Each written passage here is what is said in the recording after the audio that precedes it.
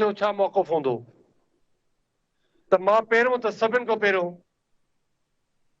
मां शुक्रिया अदा करणु चाहियां थो उन्हनि सभिनि माण्हुनि जो जेके हुते मौजूदु हुया, जेके पंहिंजे ॿारनि बच्चनि सां निकिता।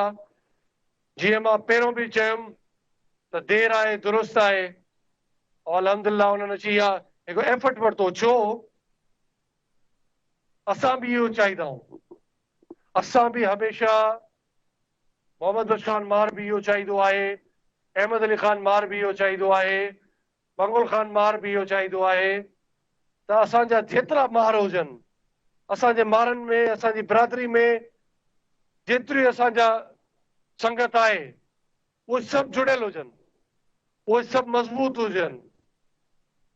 ऐं अल्हम्दुलिल्लाह मां ॾिसां थो त अॼु उहो ई मौक़िफ़ खणी करे असां जीअं चाहींदा आहियूं त असांजी क़ौम मज़बूत हुजे, ईअं क़ौम अल्हम्दुलिल्लाह इहो एफर्ट करे निकिती आहे त असांखे बि हिकु करण जी।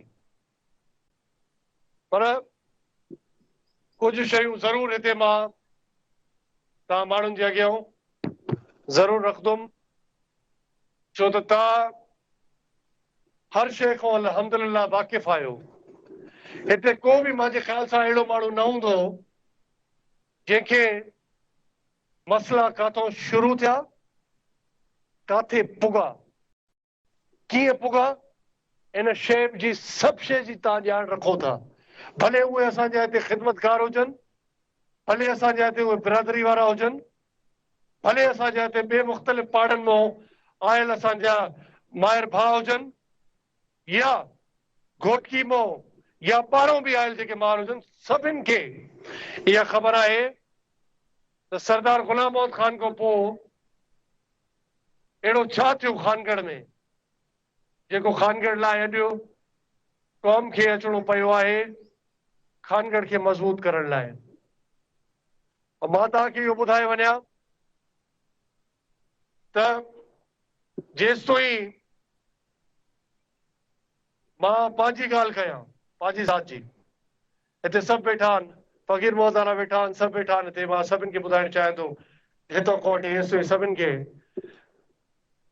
तव्हां मूंखे इहो ॿुधायो त मुंहिंजो जेसिताईं ज़ाती नुक़सानु थिए पियो, ज़ाती नुक़सानु कीअं? ज़ाती नुक़सानु ईअं थिए पियो त सरदार ग़ुलाम मोहम्मद खान खां वठी करे सरदार वॾे खे मां न ॾिठुमि। सरदार ग़ुलाम मोहम्मद खान जहिड़ो थी ग़ुलाम मोहम्मद खान जहिड़ो थी ॾेखारे, इहो त सभु माण्हू मूंखे चवंदा रहिया। पर जॾहिं मां ग़ुलाम मोहम्मद खान सां कॾहिं रहियुमि न, जॾहिं मूंखे हुन ट्रेन न कयो, हुन मूंखे ॿुधाइण वारो उहो न हुयो त हे पंहिंजो थी, हे परायो थी, त मां हुन जहिड़ो कीअं थियां। पर मां पंहिंजी कोशिशि कयमि। कोशिशि कीअं कयमि? उनजे जेके असासा मूंखे पोयां ॾेई वियो, तव्हां माण्हुनि जी सूरत में, मुंहिंजी बिरादरी में, पंहिंजे दोस्त, पंहिंजे संगत सां जेको ॾेई वियो, उन्हनि जे हवाले मूंखे करे वियो सरदार ग़ुलाम मोहम्मद खान।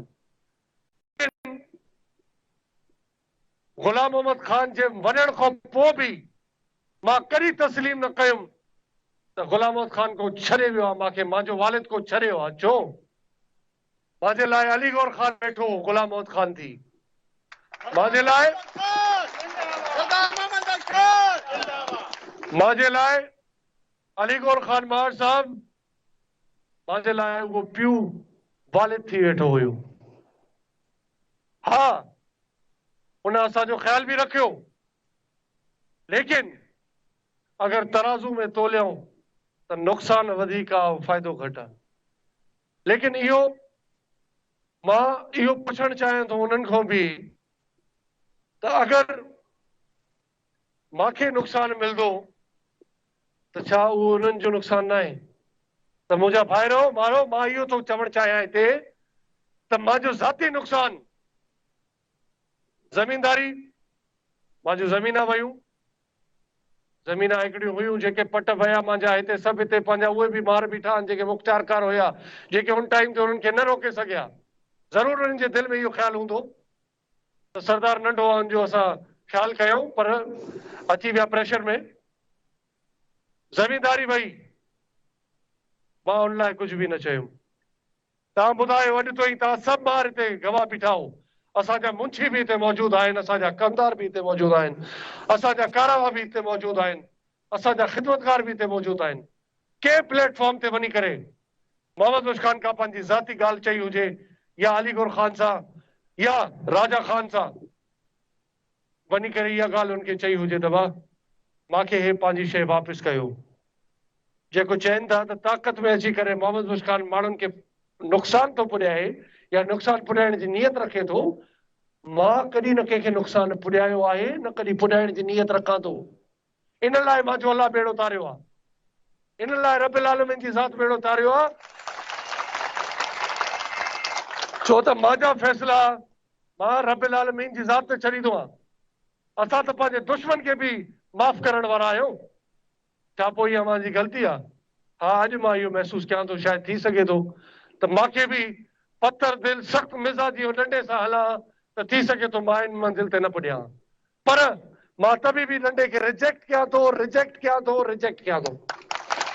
मां उहा ॻाल्हि न कंदुमि करी, मां ख़ुदा जी ख़ल्क़ खे कॾहिं नुक़सान न पुॼाईंदुमि। बाक़ी हा, मां अचां वापसि उन ॻाल्हि ते त ज़मीनदारी, हिकु त ज़मीनदारी जेको उन्हनि भले उहे पट हुजनि, भले उहे ज़मीना हुजनि, भले उहे सफ़ारियूं हुजनि, पर उन खां बावजूद मुंहिंजा भाइरो उहे शयूं खणी आहे। मां कॾहिं न उन शइ जे बारे में चवंदुमि अलाह उन्हनि खे न नवाज़े, मुंहिंजी हुई उन्हनि जी हुई, ठीकु आहे। उन्हनि अची चयो, मां चयुमि ठीकु आहे जी बिस्मिल्लाह।